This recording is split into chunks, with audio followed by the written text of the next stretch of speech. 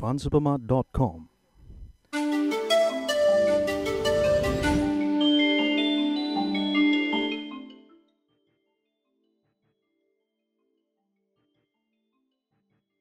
Hi Sui Jau, can you tell us how your portfolio has performed for the first half of 2012? Okay, it's actually interesting because when I've been tracking my portfolio over the last couple of months, at one point in time, volatility was actually quite high. But over the last 3 weeks or so, actually, markets have rebounded quite substantially.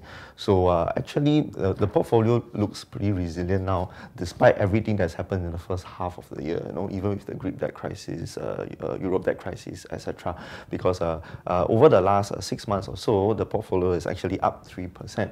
So it's actually positive for the year. Even taking into account over the last 3 months, which is probably when the European crisis started to again flare up, the portfolio is only down about 3% over the last 3 months. And of course, it's rebounded. So over the last 1 month, it's up about 2.5%. I find it interesting because even for some of the higher, the funds which are closer to Europe, you know, I have some European equity funds. What I did is I didn't actually touch them even while the European debt crisis flared up again.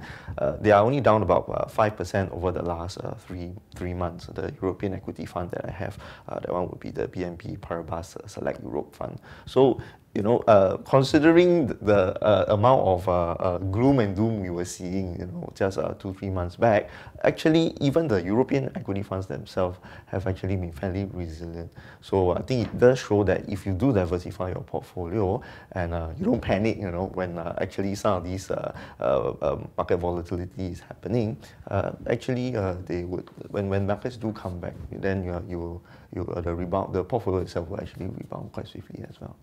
So what were the main changes you made to your portfolio in the last 6 months? Okay, in February, actually, I put in a fairly large amount of money. So I put in more than 40,000 into US equity fund, and also I put in $10,000 into a Europe equity fund.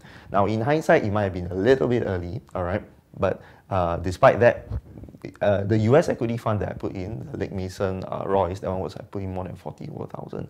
That one has actually fared pretty well throughout the European debt crisis re-flare up that we saw, you know, because this Royce, Lake Mason Royce US Small Cap Equity Fund is up 1.9% over the last 1 month, and even over the last 3 months, which is where all the volatility happened, it's still flat. So it's up about 0.12%. So US equity has actually held up very, very well, especially compared to even other things like whether it's be Europe or Asian equity funds. Because even the Asian equity funds that I held also saw some slight drops over the last 3 months or so. Whereas this US equity fund, which I put in more than 40,000 in February this year, is actually flat over the last 3 months.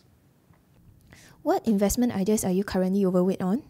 Right now, my portfolio is still heavily overweight on Asia, but I'm actually continuing to look at US as well as Europe, also because I want to round up my portfolio and diversify it a little bit more.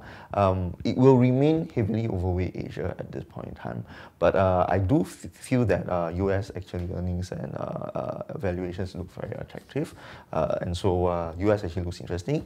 And for Europe, yes, it's a long-standing story. But as the experiences have shown in my portfolio over the last 6 months or so, if you are looking at good European equity funds, the fund manager will actually be aware of what's going on in Europe, and they will pick companies appropriately which might not have that kind of heavy exposure, even if there's a huge fallout. So then the question is, Europe is cheap now. Will it always be cheap? Eventually, it will have to come back. So for Europe, I'm actually looking at slowly adding every now and then. You know, so Asia, I will continue to remain heavily overweight, and I do expect that over the next 6 months or so, Asia will actually probably do better than the developed markets. Because barring any overly negative news or a re-flare up in Europe again, probably what we will see is that the emerging markets, including Asian and equity markets, will probably rebound a lot more strongly than, say, for example, Europe or even US.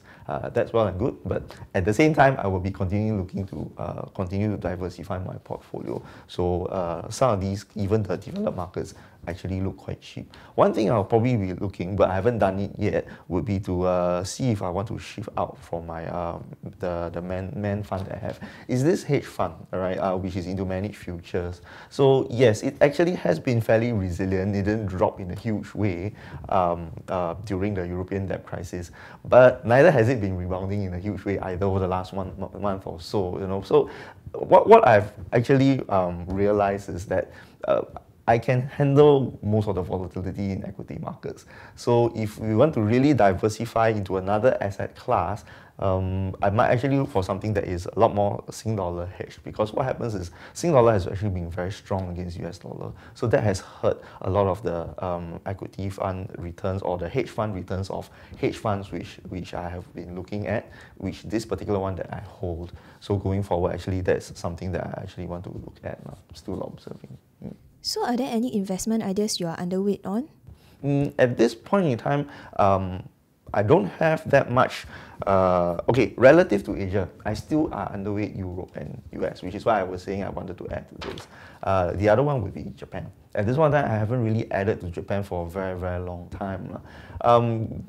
Not to say it's not cheap. I think on a relative basis, Japan is cheaper than it has been in for a very long time. But I still see a lot more growth opportunities in other regions. So at this point in time, I'm not even thinking of touching Japan, but I won't actually sell off the Japan equity funds that I already do have, simply because, again, it is part of diversification.